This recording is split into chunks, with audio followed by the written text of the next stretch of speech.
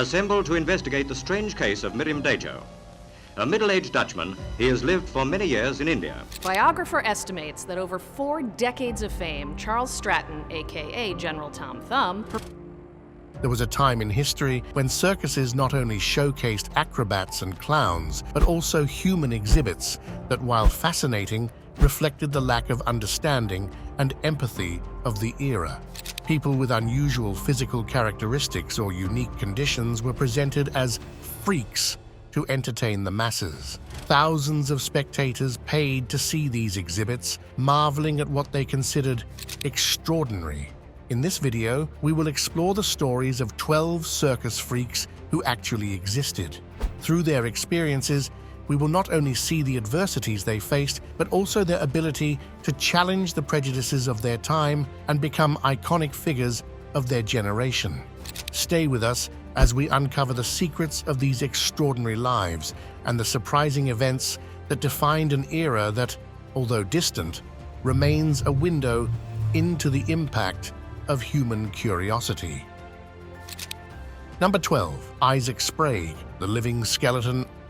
Isaac Sprague, known as the Living Skeleton, was born in 1841 in East Bridgewater, Massachusetts, and his life was a testament to struggle, resilience, and adaptation in the face of extraordinary circumstances. During his early years, Isaac was a healthy and robust child, but everything changed at the age of 12 when he began experiencing severe and irreversible weight loss despite maintaining a normal appetite. This condition was later diagnosed as extreme progressive muscular atrophy, a disease that would affect every aspect of his life. As his health deteriorated, Isaac tried to live a normal life by working as a shoemaker alongside his father and later as a storekeeper. However, the disease prevented him from performing physically demanding tasks, leaving him with no conventional job options. Faced with increasing financial difficulties, he decided to join the sideshow world in 1865. In this realm, he quickly gained notoriety under the name The Living Skeleton, showcasing his incredible thinness to audiences fascinated by his unique appearance. A year later, the famous showman P.T. Barnum hired Isaac to work at his American museum, offering him a weekly salary of $80, a considerable sum for the time. In 1868, the museum was destroyed by a fire from which Isaac miraculously escaped. After the incident, he married Tamar Moore and had 3 healthy children, marking a brief period of stability in his life. However, financial difficulties persisted, and Isaac was forced to return to the sideshow circuit to support his family. Isaac stood 5 feet 6 inches tall and weighed only 43 pounds, an extreme weight that required constant care. To survive, he carried a bottle of milk around his neck, regularly sipping from it to get the necessary nutrients. Despite his efforts, he passed away at the age of 45 in Chicago from respiratory failure. His legacy as the Living Skeleton remains a reminder of the fragility and strength of the human body, as well as the capacity to adapt to extreme adversities. Number 11. Ella Harper, the Camel Girl. Ella Harper, known as the Camel Girl, was born on January 5, 1870, in Hendersonville, Tennessee, with a rare orthopedic condition called congenital genu recurvatum. This anomaly caused her knees to bend backward, preventing her from walking in the traditional way and forcing her to move on her hands and feet. Her unique way of moving, similar to that of a camel, gave her the nickname that would accompany her throughout her life and career. At the age of 16, in 1886, Ella was hired as the main attraction of the W.H. Harris Nickel Plate Circus. Her unique skills, along with her charisma and sense of humor, made her performance a resounding success. The circus billboard announced, "They call me the Camel Girl because my knees are bent backward. I can walk better on my hands and feet like a camel than on my feet alone." This presentation captivated the public in every city they visited. Thanks to her success, Ella earned a weekly salary of $200, a considerable amount for the time, equivalent to nearly $7,000 today. This income allowed her to enjoy a relatively comfortable life, something unusual for someone in her position. However, the constant exposure and demands of circus life eventually led Ella to reconsider her future. In 1887, after a year as the main attraction of the circus, Ella decided to retire from the show to live a quieter life and focus on her education. This change marked the beginning of a new phase in her life. Her retirement from the world of spectacle also reflected a desire to escape from the constant stares and public curiosity that had defined her existence up to that point. In 1905, Ella married Robert Saveley, a schoolteacher and accountant, in a union that marked a significant change in her personal life. A year later, the couple had a daughter, Mabel, but tragedy struck when the child died at 6 months of age. This painful episode was not the only one they faced. Years later, they adopted another daughter, Jewel, who also tragically died at 3 months old. Despite the adversities, Ella and her husband remained together, living a quiet life in Nashville, Tennessee. Ella Harper passed away on December 19, 1921, at the age of 51 from colorectal cancer. She was buried alongside her children in the Spring Hill Cemetery in Nashville. Ella Harper's life is a reminder of human resilience in the face of adversity. Though her physical condition initially led her to fame, she sought to build a life beyond the stage, facing challenges with courage and dignity. Her story inspires us to look beyond appearances and value the strength of those facing unique circumstances. Number 10. Charles Sherwood Stratton, General Tom Thumb. Charles Sherwood Stratton was born on January 4, 1838, in Bridgeport, Connecticut. During his early months of life, he appeared to be a completely normal child, reaching a height of 25 inches and weighing about 15 pounds at 6 months. However, at that point, he stopped growing due to a problem with his pituitary gland that prevented his normal physical development. This rare condition, which we would understand from a more empathetic medical perspective today, made him a curiosity for the time. The moment that changed his fate came when the famous entertainment mogul, Phineas Taylor Barnum, discovered him at the tender age of 4. Barnum, a visionary in creating shows based on the fascination with the unusual, saw potential in Charles as a star attraction. He rebranded him as General Tom Thumb, and under this name, the diminutive artist became one of the most recognized figures of the 19th century circus scene. What made Charles Sherwood Stratton unique was not just his small stature, which by the end of his life would barely exceed 3 feet, but his incredible talent for entertaining. At Barnum's American Museum, Charles performed comic sketches, impersonated historical figures, sang, danced, and did musical acts. His charisma, wit, and stagecraft captivated not only American audiences, but also European ones, even performing before Queen Victoria in the United Kingdom. The curiosity to see him was insatiable, and his performances drew large, amazed crowds. Fame and fortune came quickly. Charles amassed enough wealth to live comfortably, owning a conventional house in an upscale neighborhood in New York, and even a steam-powered yacht. In 1863, he married Lavinia Warren, also of short stature, in a ceremony so notable that even President Abraham Lincoln received them at the White House. With his wife, Charles toured Europe, cementing his international fame. Despite his success, his health was always a delicate matter. He passed away in 1883 at the age of 45 from a stroke. General Tom Thumb left a lasting legacy as one of the most famous entertainers of his time. Today, his story serves as an example of how someone considered different could conquer the world's stages and become a show business icon, despite the stares and prejudices that surrounded him. Number 9. Mirin Dajo, the Invulnerable Man. Arnold Gerrit Henskes, artistically known as Mirin Dajo, was a Dutch performance artist whose ability to perform seemingly impossible acts made him a legendary figure in entertainment. Born in 1912, Dajo stood out for his ability to pierce his body with sharp objects without suffering visible damage, something that still defies medical and scientific understanding today. Mirin Dajo's performances were as fascinating as they were unsettling. He used swords, nails, and other sharp objects to pierce his body, from his abdomen to his chest, while appearing to be immune to pain and showing no signs of severe injury. In these demonstrations, the absence of significant bleeding and visible damage to vital organs left both the audience and medical professionals baffled. To add legitimacy to his acts, Dejo would often invite doctors and impartial observers to examine him during his performances. Many confirmed that the swords and nails actually passed through his body, but they could not explain how he was able to endure such perforations without suffering fatal consequences. Dejo attributed his ability to a heightened spiritual state.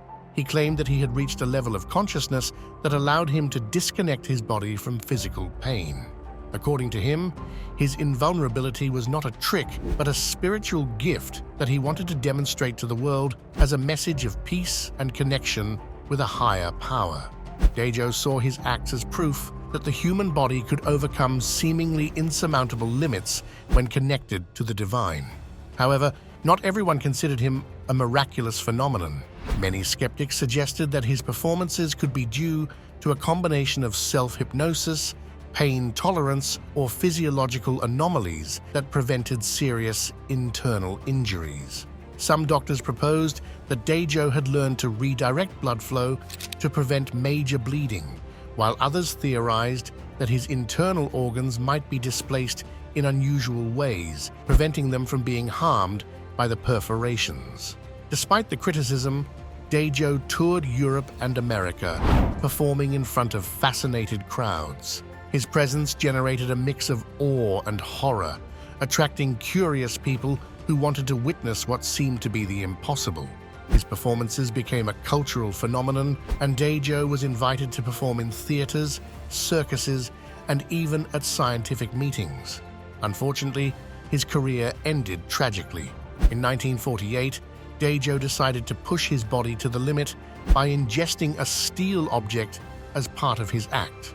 Although the object was surgically removed 2 days later, he suffered an aortic rupture that cost him his life. He was only 36 years old when he died, leaving behind a legacy that was as controversial as it was fascinating. Mirindajo remains an enigmatic figure, a man who blurred the lines between the human and the supernatural. His story raises profound questions about the limits of human endurance and the potential of the mind to control the body. Though his life was brief, his impact endures, reminding us that what we consider impossible may simply be a limit yet to be explored. Number 8. Felix Ware, the Elastic-Skinned Man. Felix Ware, known as the Elastic-Skinned Man, was born in 1858 in Mount Ida, Wisconsin. From a young age, Felix showed a remarkable ability that seemed to defy the laws of nature. He could stretch his skin several inches and manipulate his joints in ways that left people astounded. This peculiarity was due to Ehlers-Danlos syndrome, a rare genetic connective tissue disorder that affects the elasticity of the skin and the mobility of the joints. Although this condition often presents medical challenges, in Felix's case, it became the key to his success in the world of entertainment. Felix's extraordinary ability did not go unnoticed. In no time, he joined some of the most renowned circuses and traveling shows of his time, including the legendary Ringling Brothers Barnum and Bailey Circus. Audiences were left in awe as Felix performed feats that seemed to defy human anatomy. He could stretch the skin of his face to cover his head like a mask, or manipulate his torso and limbs to create surprising illusions. This visual spectacle fascinated both adults and children, who eagerly attended to witness what they called the human body taken to extremes. In addition to his individual performances, Felix also participated in competitions and demonstrations with other similar artists, which added excitement and drama to his career. One of his most well-known rivals was James Morris, another contortionist with unique abilities. These rivalries, often orchestrated by show organizers, generated great anticipation and helped Felix solidify his status as one of the most recognized artists in his genre. Although Felix Ware became an entertainment star, little is known about his personal life. His story, like that of many circus performers of his time, is shrouded in mystery, and much of what is known about him comes from accounts of his performances. Nevertheless, his ability to stand out in such a competitive field, despite the potential complications of his medical condition, demonstrates his incredible strength and determination.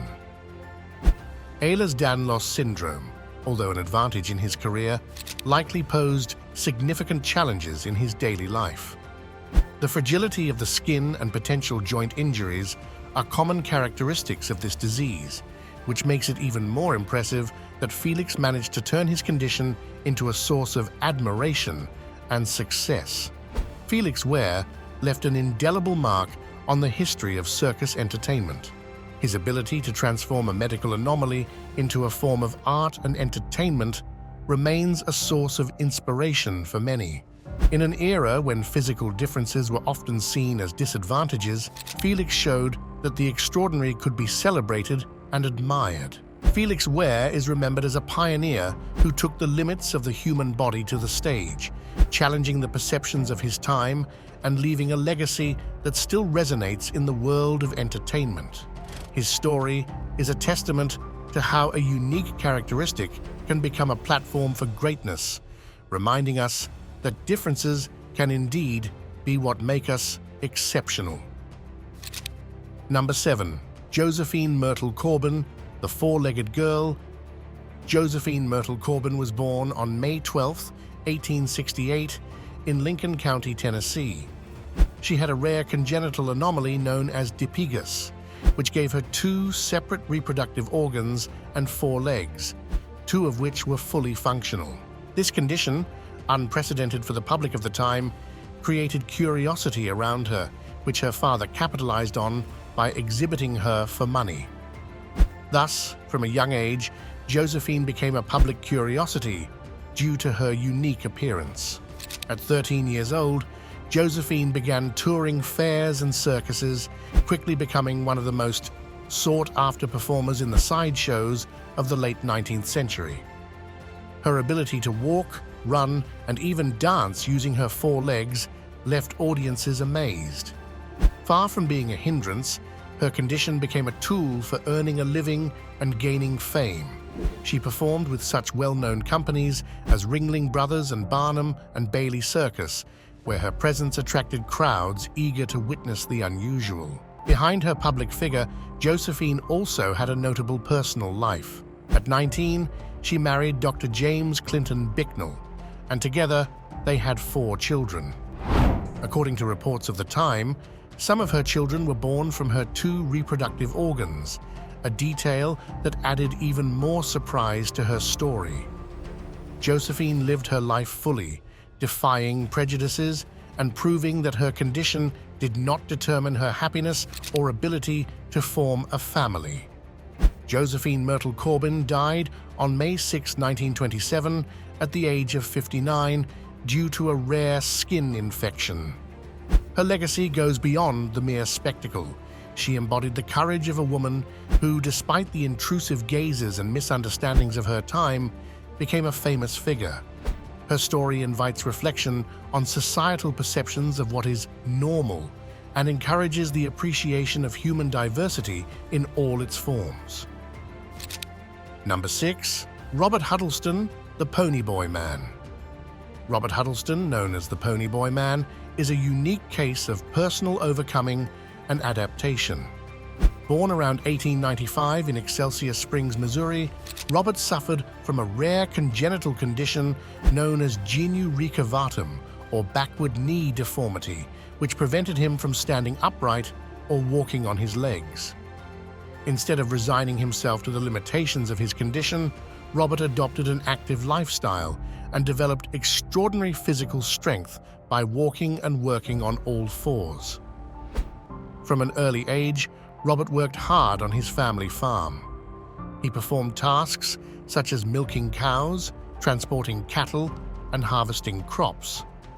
Later, he worked as a machinist on a logging team, dragging logs over long distances, sometimes covering up to 15 miles a day. To protect his hands from the rough terrain, he would bind blocks of wood covered in leather, strengthening his arms and shoulders to unprecedented levels. During World War II, he also worked as a blacksmith and carpenter, showing that no challenge was too great for him. After the war, Robert decided to make the most of his unique condition and joined a carnival in Texas, where his ability to move and work on all fours made him an attraction. His success at the carnival led him to join the renowned Tom Mix Circus, where he traveled across North America. Robert dazzled audiences with his flexibility and strength, even throwing his right leg over his shoulder as if it were a bundle of wood. His agility and charisma turned him into a star of the show. Robert spent more than 3 decades in the circus world before retiring to Fremont, California. There, he continued his active lifestyle, restoring cars and raising rabbits. He passed away in 1970, leaving behind a legacy of determination and resilience that continues to inspire today. Number 5. Chang and Eng, the Siamese twins. Chang and Eng, born in 1811 in Siam, now Thailand, were the most famous Siamese twins in history. Joined at the torso, they shared a physical and emotional connection that allowed them to transcend the limitations of their condition to become iconic figures in 19th century entertainment. From childhood, Chang and Eng drew attention due to their unique anatomy, a condition known as thoracopagus, which kept them joined by a band of cartilage at the chest. However, their contrasting personalities made them even more fascinating. While Chang was outgoing and lively, Eng was more reserved and thoughtful. This contrast, combined with their physical appearance, made them an irresistible spectacle for audiences of the time. At the age of 17, Chang and Eng were discovered by a British merchant who took them to the United States and Europe, where they performed as the Siamese twins. Their acts, a blend of humor, theatrical interaction, and scientific curiosity, captivated audiences and earned them a fortune. Over time, they decided to emancipate themselves from their promoters and manage their career independently, demonstrating their intelligence and business acumen. In 1843, the twins married sisters Adelaide and Sarah Yates, with whom they had large families. Chang fathered 10 children and Eng had 11. Together, they settled in North Carolina, where they became respected farmers. Despite the difficulties inherent in their condition, Chang and Eng managed to maintain an active and stable family life. Their achievements not only redefined perceptions of what it meant to be different, but also left a legacy of resilience and determination. Chang and Eng demonstrated that their unique bond, far from being a disadvantage, was a source of strength that allowed them to live a full and meaningful life. Their story remains a symbol of unity and overcoming adversity, showing how even the most extraordinary circumstances can lead to an extraordinary life. Number 4. Frank Lentini, the Man with 3 Legs.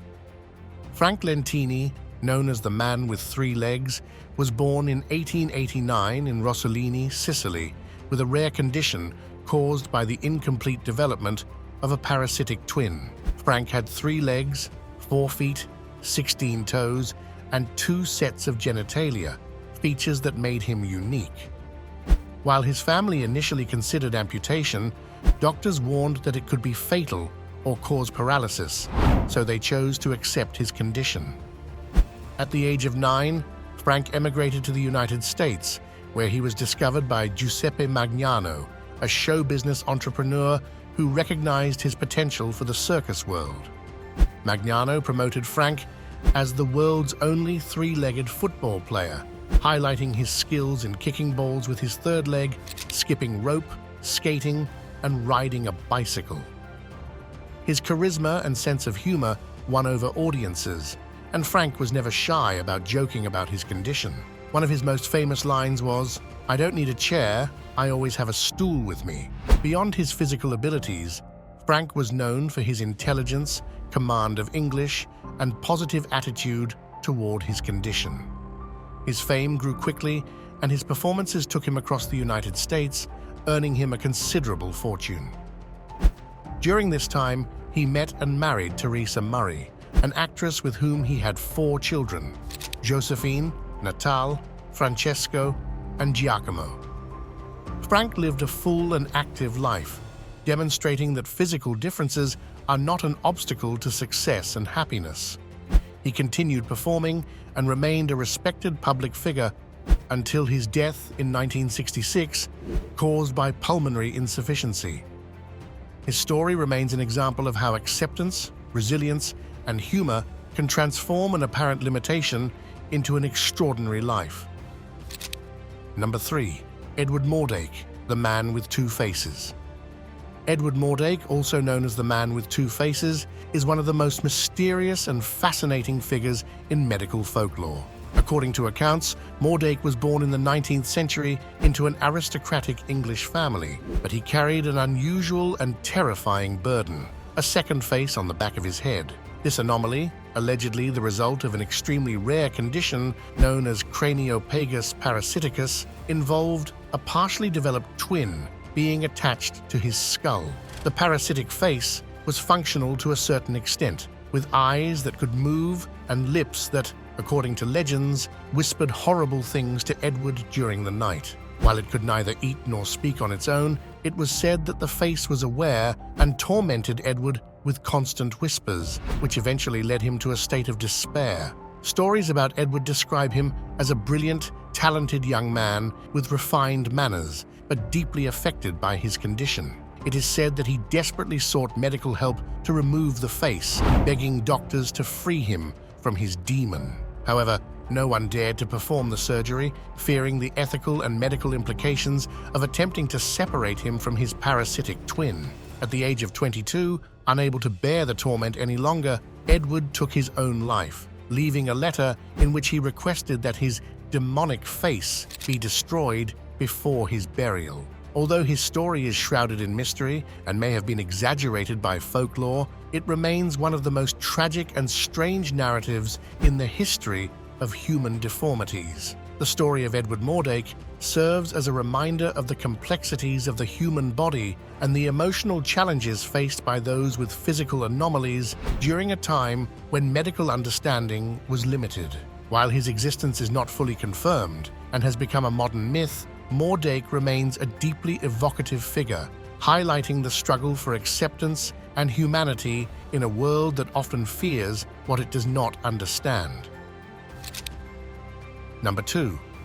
Fanny Mills, the Bigfoot Lady.